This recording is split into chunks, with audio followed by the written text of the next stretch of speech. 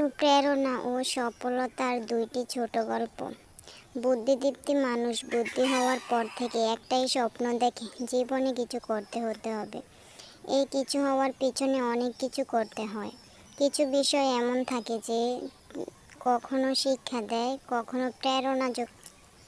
জীবনে এই কিছু করার জন্য নিজের ইচ্ছা শক্তির পর সবচেয়ে বেশি প্রয়োজন সেটা হলো অনুপ্রেরণা।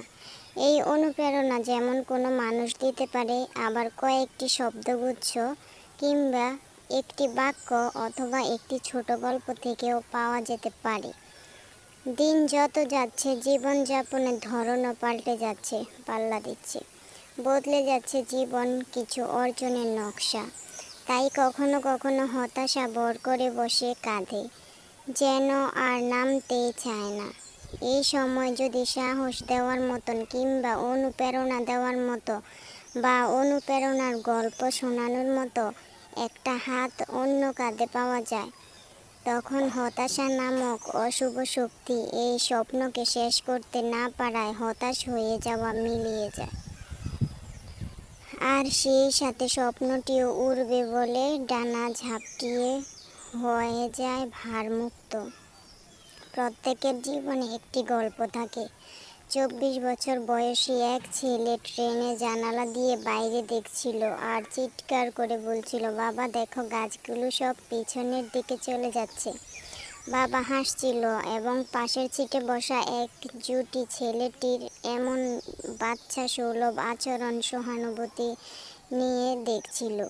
হঠাৎ করে ছেলেটি আবার চেঁচিয়ে উঠল, বাবা দেখো, মেঘগুলো আমাদের সাথে দৌড়াচ্ছে।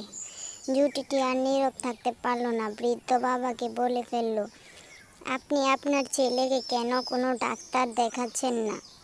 উত্তরে হেসে বলল, আমি দেখিয়েছি, আমরা হাসপাতাল থেকেই এসেছি। আমার ছেলের জন্ম অন্ধ, আজকেই সে তার চোখের আলো ফিরে পেল, আজকেই সব কিছু দেখতে পারছে।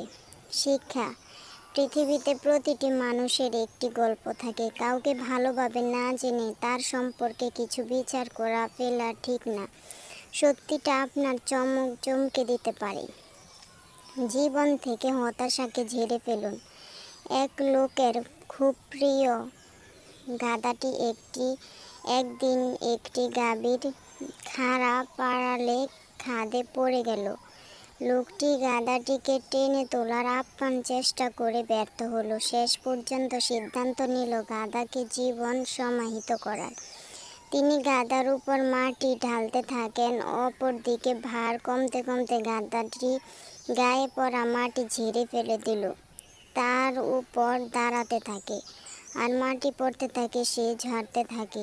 এভাবে মাটি ঝেড়ে ফেলতে উপরে দাঁড়াতে গিয়ে দুপুর নাগাদ সে অনেকখানি উপরে উঠে আসে। শিক্ষা, সমস্যাকে ঝেড়ে ফেলে তার থেকে শিক্ষা নিয়ে চলতে থাকলে সুদিন আসবেই। হাতি ও দড়ির গল্প। এক লোক হাতির পাশ দিয়ে হেঁটে যাচ্ছিল। একটি বিষয় মনে দ্বিধা তৈরি হলো। তিনি থমকে গেলেন। তিনি দেখলেন একটি বড় প্রাণী শুধুমাত্র সামনের পায়ে ছোট একটি দড়ি দ্বারা বাঁধা হচ্ছিল। কোনো চেইন বা কোনো খাঁচা নেই। এই দড়ি এত বড় প্রাণীর পক্ষে ছেঁড়া খুব মামুলি ব্যাপার। যে কোনো সময় চাইলে এটি ছিঁড়ে তারা মুক্তভাবে চলে যেতে পারে, কিন্তু বিশেষ কোনো কারণে তারা তা করে না। কারণটাই তাকে ভাবাচ্ছিল।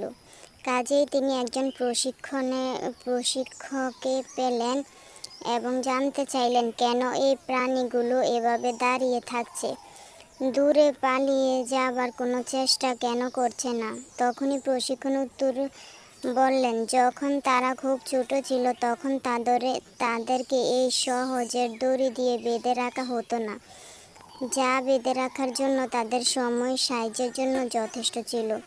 বড় হতে হতে তাদের ধারণা করতে থাকে এই দড়ি তাদের নিয়ন্ত্রণ করছে, এটি থেকে বেরিয়ে যাওয়া যাবে না।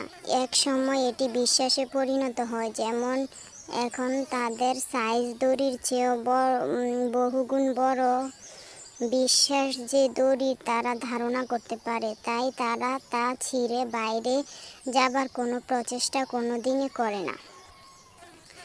লোকটি খুব অবাক হয়েছিল এই প্রাণীগুলো চাইলে তাদের বক্ষণ থেকে বাইরে আসতে পারে, কিন্তু শুধুমাত্র তারা পারবে না। এই বিশ্বাসের কারণে তারা সেখানে আটকে থাকে, যেখানে তাদের আটকে রাখা হয় হাতির মতো। আমাদের অনেকেই বিশ্বাস করে বসে আছেন যে জীবিত কিছু করতে পারবে না, জীবনে কিছু করতে পারবে না, শুধুমাত্র জীবনে কোনো এক সময় ব্যর্থ হয়েছিলেন এই কারণে। শিক্ষা, ব্যর্থতা হলো শিক্ষার একটি অংশ, জীবন সংগ্রাম, কখনো হাল ছেড়ে দেওয়া উচিত না। আলু, ডিম ও